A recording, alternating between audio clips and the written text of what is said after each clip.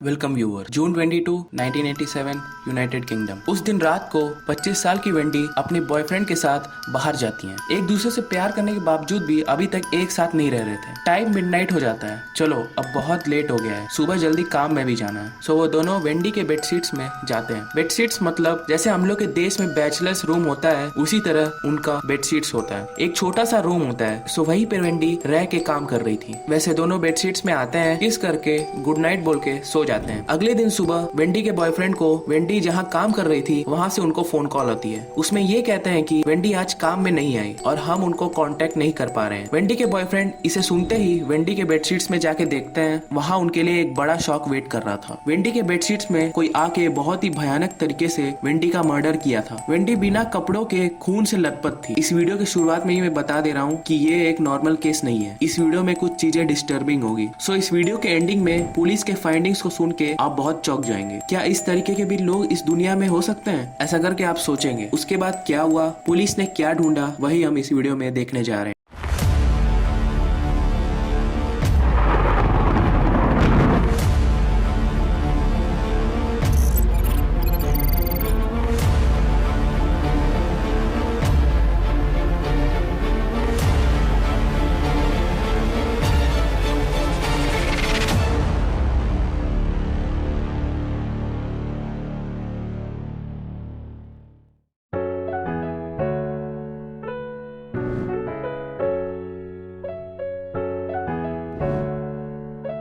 Say you made a bucket head. Chill, bro. This is what we do.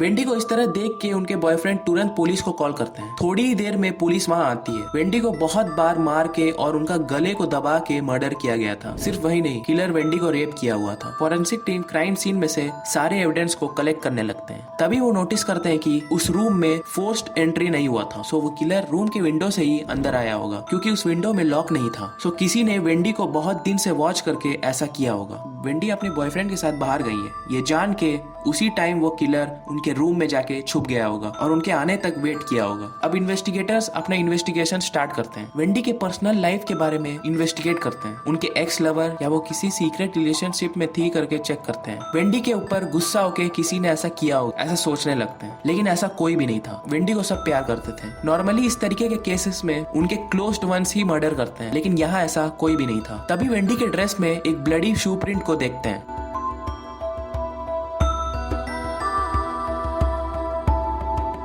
सिर्फ वही नहीं, Wendy के diary और उनके घर के कीज सब कुछ वो किलर लेके चला गया था। वेंडी को मारने के बाद एक याद के लिए और एक अवार्ड के तरह लेके जाता है। इस तरीके के साइको किलर्स ऐसे ही होते हैं। अपने विक्टिम्स को मारने के बाद उनके चीजों को एक ट्रॉफी की तरह ले जाते हैं। तभी पुलिस को एक बहुत ही इंपॉर्टेंट इन्फॉर्मेशन मिलता है। वेंडी के मरने के एक दिन पहले वेंडी के घर से थोड़ी ही दूर में एक लड़की अपने घर में बैठ के रिलैक्स कर रही थी। तभी रात को 8 बजे के करीबन कोई उनके डोरबेल को प्रेस करता है। ये भी जाके अपने डोर को ओपन करती है।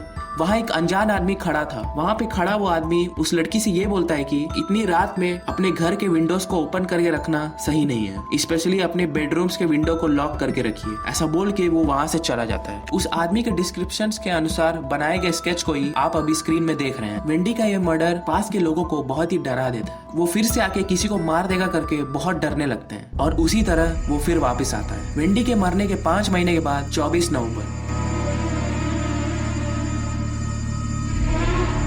कैरोलिन करके एक लड़की अपने फ्रेंड्स के साथ बाहर जाके टैक्सी से अपने बेडशीट्स में वापस आ रही थी। टैक्सी से नीचे उतर के अपने बेडशीट्स की तरफ चल के जा रही थी। टैक्सी भी वहाँ से चली जाती है। लेकिन अगले दिन वेंडी के तरह ही कैरोलिन भी काम में नहीं आई थी। तुरंत कैरोलिन के फैमिली और फ्रेंड्स उनको ढूंढने लगते हैं। ढूंढते ढूंढते वो लोग बहुत ही डरने लगते हैं, क्योंकि वो लोग वेंडी के केस के बारे में जानते थे। तभी वहाँ के नेबर्स इन्वेस्टिगेटर से एक बात को बताते हैं कि कल रात को कोई लड़की चिल्लाने की जैसा आवाज आ रही थी। हम लोग विंडो को खोल के बाहर देखे थे, लेकिन वहाँ पे कोई भी नहीं था।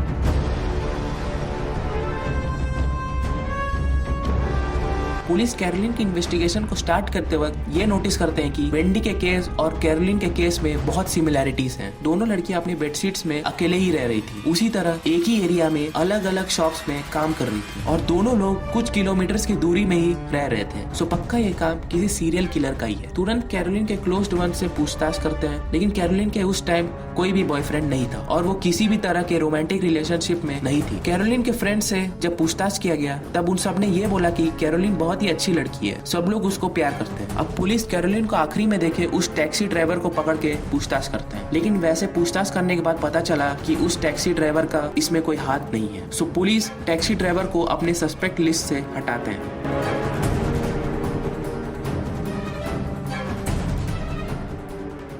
अब कैरोलिन गायब हो गए करेक्टली 3 हफ्ते बाद दिसंबर 15 को कैरोलिन का डेड बॉडी एक रिमोट एरिया में एक किसान के द्वारा नाली में पाया गया। कैरोलिन के डेड बॉडी को एग्जामिन करने के बाद पता चला कि उनका बॉडी बहुत दिनों से वहीं पर था। कैरोलिन भी वेंडी की तरह ही बहुत ही भयानक तरीके से मार के, रेप करके और गले को दबा के उनको मर्डर किया गया था। उसी तरह कैरोलिन के कीज और कुछ बिलोंगिंग्स मिसिंग थे। वेंडी की तरह यहाँ भी कैरोलिन के बिलोंगिंग्स को वो किलर एक ट्रॉफी की तरह लेके गया था। इन किलिंग्स को लोग द बेडशीट्स मर्डर करके बात करने लगते हैं। बहुत सारी इन्वेस्टिगेशन के बावजूद भी इस केस को पुलिस सॉल्व नहीं कर पाई। दिन हफ्ते में बदलते हैं, हफ्ते महीने में बदलते हैं और महीने साल में बदलते हैं और ये केस भी एक कोल्ड केस में बदलने लगता है। तभी 1999 में डीएनए को रख के मैच करने वाला टेक्नोलॉजी बढ़ रहा था। उसी तरह क्राइम सीन्स के एविडेंस को सेफली रखने की वजह से उस डीएनए प्रोफाइल को नेशनल डेटाबेस में अपलोड करते हैं। तभी फ्रेंड्स एंड फैमिलीज करके हजारों मैचेस दिखाता है, उसमें से 90 लोगों को फिल्टर करते हैं, उसके बाद 90 से 1 लोग को फिल्टर करते हैं। ये सब करने में बहुत साल लग गए थे। इन दोनों लड़कियों को मारने वाला किलर आखिरी में 33 साल बाद दिसंबर 3, 2020 में पकड़ाता है। उसका नाम है डेविड फुलर। 2 बच्चों का बाप था ये आदमी। इसको अरेस्ट करते वक्त उसका एज 66 था। एक हॉस्पिटल में इलेक्ट्रिशियन का काम कर रहा था। डेविड को अरेस्ट करने के बाद उसके घर को सर्च करके एग्जामिन करते हैं, तभी उनको डेविड का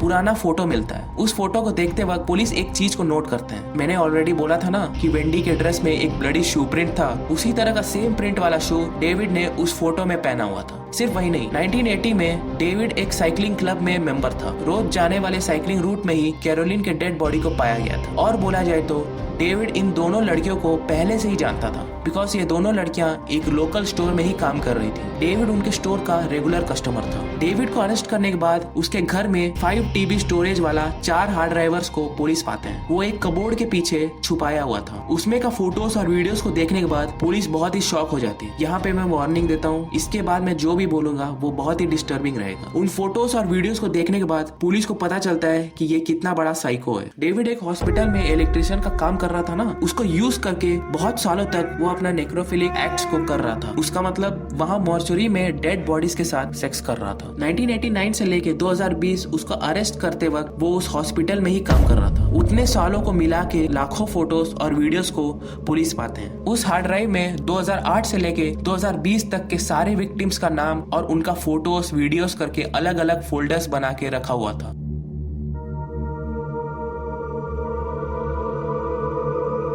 डेविड हर बार नाइट शिफ्ट को प्रीफर करके ही काम कर रहा था। जब सारे स्टाफ वहां से चले जाते हैं, वहां मॉर्चुरी में जाके उस दिन अगर किसी लड़की के डेड बॉडी को लाया गया है तो उस डेड बॉडी के साथ वो अपना फैंटेसीज को पूरा करता था और उसका फोटोज और वीडियोस करके रिकॉर्ड कर लेता था। उसके बाद उस विक्टिम्स का नाम जान के उसके बारे में सोशल मीडिया में सर्च करता है, उस विक्टिम्स के बारे में सब कुछ जान लेता है। सिर्फ वही नहीं, मरे हुए विक्टिम्स के फैमिलीज के रोते हुए दिए स्टेटमेंट्स को एंजॉय करके देखता था। इस न्यूज को सुनने के बाद एक विक्टिम की मम्मी डेविड को मारने की कोशिश करते हैं। उसमें उनको अरेस्ट किया जाता है। जब उनको पता चला कि वो अपने मरे हुए बेटी के साथ क्या किया, तब वो गुस्सा होकर डेविड को मारने की कोशिश करती है। इनके बेटी का नाम था अजीरा कमेल। ये गलती से एक ब्रिज से नीचे गिर के मर जाती है। उस तरीके से मरने के बाद उनके बॉडी को मॉर्चुरी में लाया जाता है। वहाँ उनके डेड बॉडी के साथ डेविड 3 बार अपना फैंटेसीज को पूरा करता है और ये 9 साल से लेके 100 साल के विक्टिम्स में से एक लोग का कहानी था। ये इस तरह एटलीस्ट 100 से भी ज्यादा बॉडीज के साथ ऐसा किया होगा, लेकिन पक्का उसके ऊपर भी हो सकता है करके रिपोर्ट्स बताती है। According to the law David को सिर्फ 2 साल की सजा सुनाई जाती है। ये मेरे लिए बहुत ही शॉकिंग थी। पुलिस डेविड का इंटरव्यू फुटेज को रिलीज करते हैं। उसमें वो ये बोलता है कि मैंने गलती किया है, ये मैं कन्फेस करता हूँ, लेकिन मैं और डिटेल में कुछ भी नहीं बताऊंगा। नवंबर 4, 2021 डेविड को वेंडी और कैरोलिन के केस के लिए लाइफ सेंटेंस दिया जाता है। उसमें डराने वाली बात यह है कि सबने ये बोला था कि डेविड एक नॉर्मल इंसान था। सोच के देखिए हम लोग के बीच में कम्युनिटी में कितने लोग नॉर्मल दिखते हैं।